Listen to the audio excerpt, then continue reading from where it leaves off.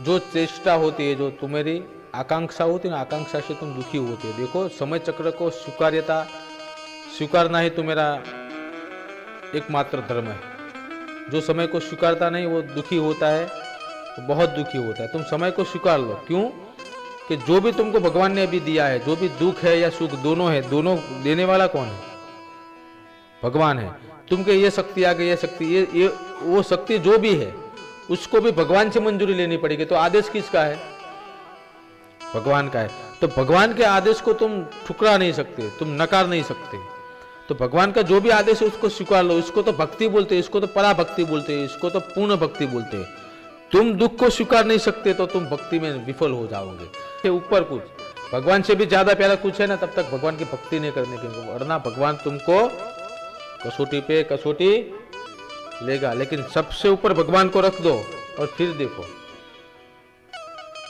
अभी जो आप सब लोग आए मांगने आए हो, तो तुम ऐसा समझते हो कि भगवान के सामने भगवान सबसे ऊपर है। नहीं, तुम जो मांगने आए वो भगवान से ऊपर है।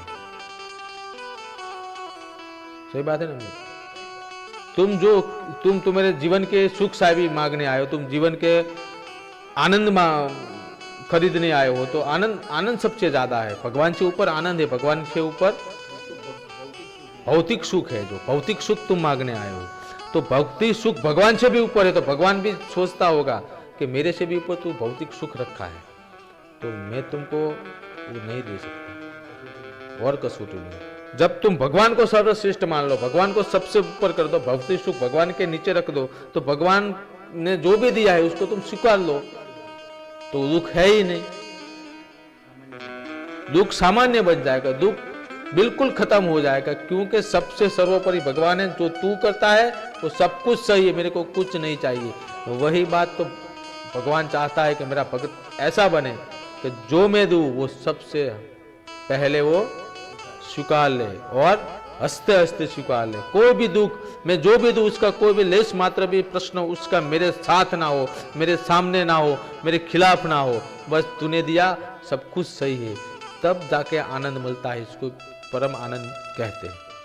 वो भक्ति की रीत है। तो तुम्हारे संसार में सुख की प्राप्ति के लिए, भौतिक सुख की प्राप्ति के लिए भगवान की पूजा करते हो, वरना कोई भगवान की पूजा मुफ्त में इस जमाने में कोई करता ही नहीं। मुफ्त में कोई नहीं करता। मेरे को कुछ चाहिए नहीं भगवान, बस तेरा नाम चाहिए, वैसे कुछ नहीं करता। कुछ तो चाहिए तभी भगवान को प्रार्थना करते हो, कुछ तो चाहिए तभी भगवान या मैया की पूजा करते हो। तो इसका मतलब ये हुआ कि भगवान नंबर 2 पर है, तुम्हारे भौतिक सुख नंबर 1 पर है। और जब तक नंबर 1 पर रहेगा वो सुख, भगवान तुम्हारी परीक्षा यूं ही करते रहेंगे। इसमें कोई संदेह हो, कोई शंका नहीं है।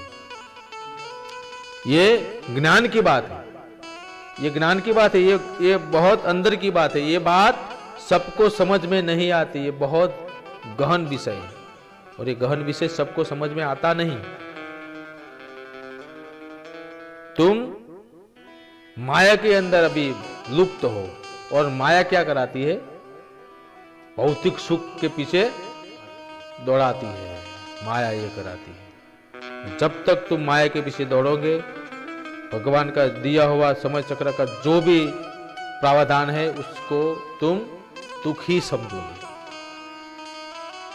तो समय चक्र जो प्रावधान देता है वही भगवान है, उसको स्वीकारना हर एक इंसान की नैतिक फर्ज बन जाती है। अमीर भाई, उसी में से शांति आती है। शांति को ढूंढना नहीं है, शांति का अनुभव करना है। और किस में से करना है?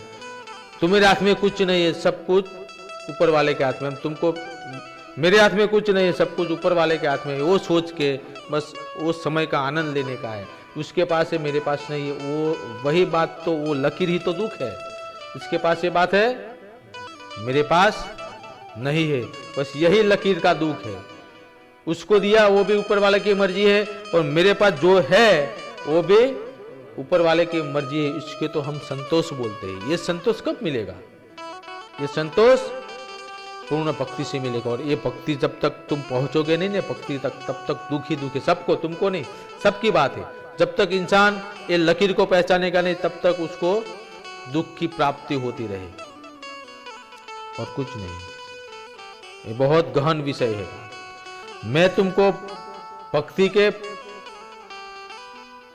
ऊपर ले जाने का प्रयत्न कर रही हूं, ऊपर ले जाना, भक्ति के ऊपर। भक्ति क्या है वो तुमको समझाने का प्रयत्न यहाँ चल रहा है।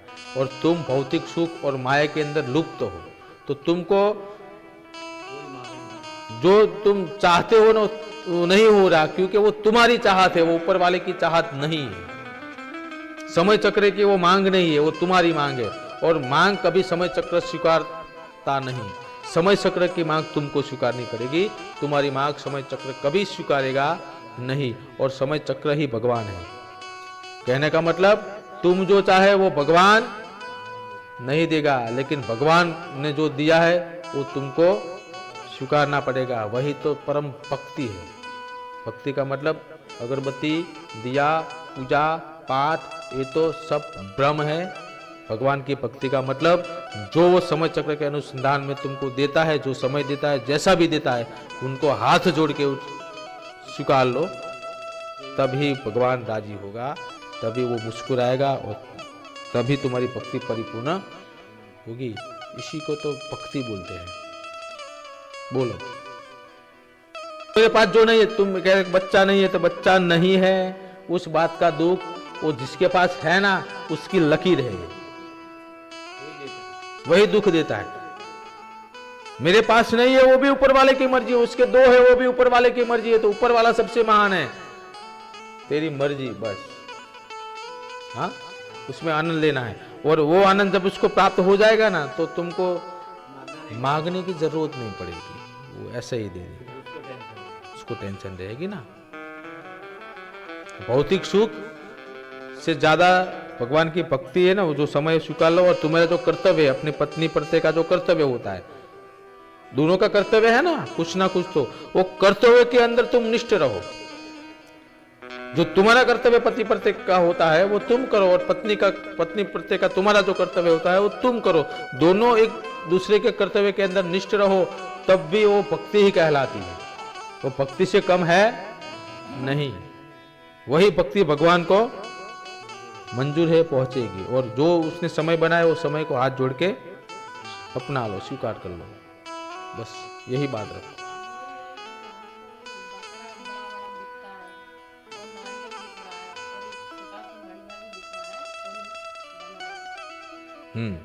तो वो दिखने से क्या होगा बेटा? बकरा दिखता है, नारियल दिखता है, और वो दिखता वो मन की एक उपज है बेटा। इतना मैं क्यों दिखाओ तो मैं पूरा संसार दिखाओ, स्वर्ग दिखाओ, 14 लोक दिखाओ ना। ये बकरा और ये नारियल, ये तो सब यहाँ के मेरे बनाए हुए सब समय चक्र के अनुसंधान के अंदर सब चीजें है ना। सिफर पूजनी, इसलिए सिफर दिखाई दी अमीर भाई। बकरा भाई मैया का वाहन है तो बकरा दिखाई दिया। फिर वो आप मडूड़ा बोलते हैं जिसको, गोख बोलते हैं मैया का, वो दिखाई दिया। तो ये सब दिखाई देने के, वो आपको दिखाने का मेरा मतलब क्या होता है? कुछ नहीं होता।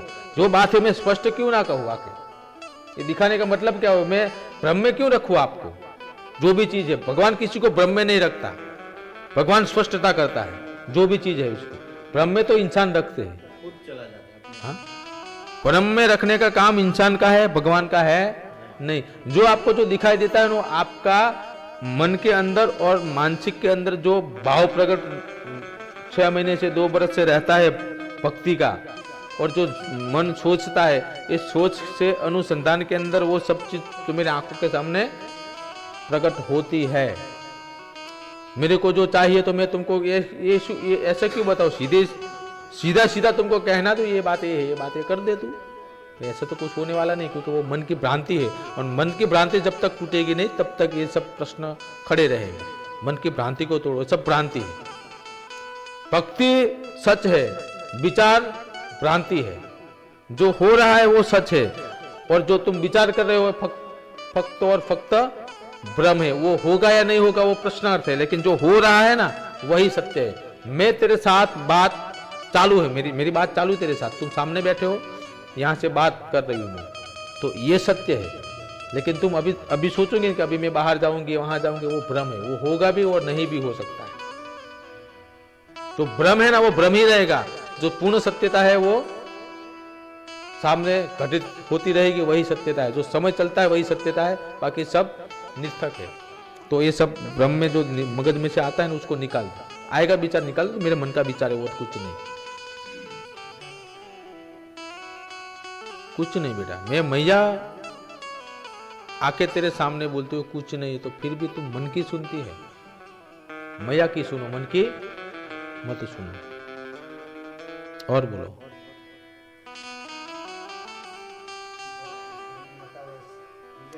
निराश मत हो, निराश नहीं, निराश नहीं। इसमें तो हर्ष होना चाहिए कि तुमको इतना बड़ा ज्ञान दिया। इसको गुरु मंत्र बोलते हैं। गुरु मंत्र का मतलब ऐसा नहीं होता कि कोई मंत्र का स्टेप बाय स्टेप वाक्य का उच्चारण, वो मंत्र नहीं होता। मंत्र का मतलब ये होता है कि जो बात समझ में आए ना, जो निचोड़, वो निचोड़ ही मंत्र होता है। वो शब्द का समूह मंत्र नहीं होता, लेकिन जो बात समझ में आत्मा तक पहुंचे उसका निचोड़ वही मंत्र होता है। तो ये मंत्र बड़ा मंत्र दिया है, ये मंत्र को तुम समझ जाओ। मंत्र को उच्चार करना आवश्यकता नहीं हो, मंत्र को समझना आवश्यकता है।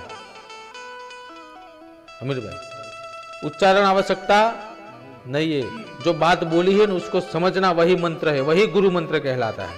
तो जो बात बोली ना उसको समझ जाओ, जो अभी अभी बोला वो समझ जाओ, वही गुरु मंत्र है। वो समझ गए ना तो कभी कभी दुखी नहीं होगे तुम, कभी दुखी नहीं होगा। जो भी है भगवान ने दिया है, अच्छे से जियो, आनंद करो, पैसा कमाओ, आनंद करो। जहां तक भगवान जो भी दे उसमें खुश रहो, वही तो मंत्र है। और बोलो।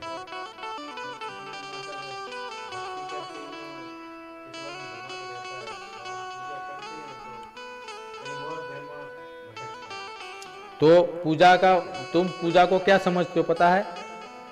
नियम समझते हो, इसलिए वो पटकता है दिमाग। पूजा को नियम नहीं समझना, पूजा को जरूरियात भी मत समझना।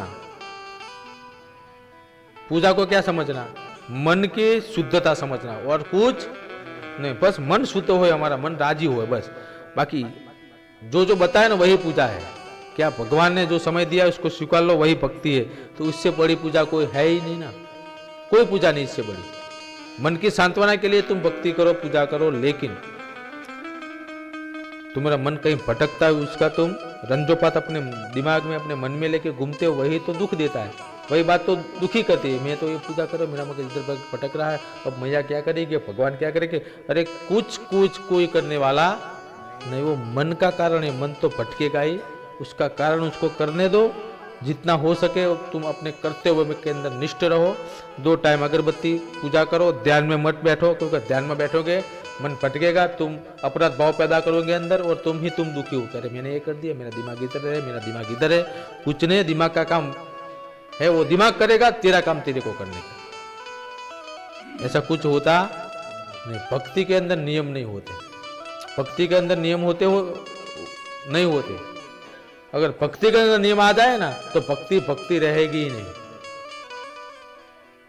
नियम बिना की भक्ति, जो कोई नियम नहीं, वो सुबह शाम दोपहर, उत्तर दक्षिण पूर्व पश्चिम, ऊपर नीचे, कुछ नहीं। भक्ति का मतलब है समय को स्वीकार लो, और जो इसने बनाए उसके साथ जियो। इसको तो बड़ी भक्ति बोलते हैं। ये भक्ति को समझना चाहिए। जब तक ये भक्ति समझ में नहीं आएगी ना, तब तक ये सब कुछ व्यर्थ है, निर्थक है। और बोलो, जाओ।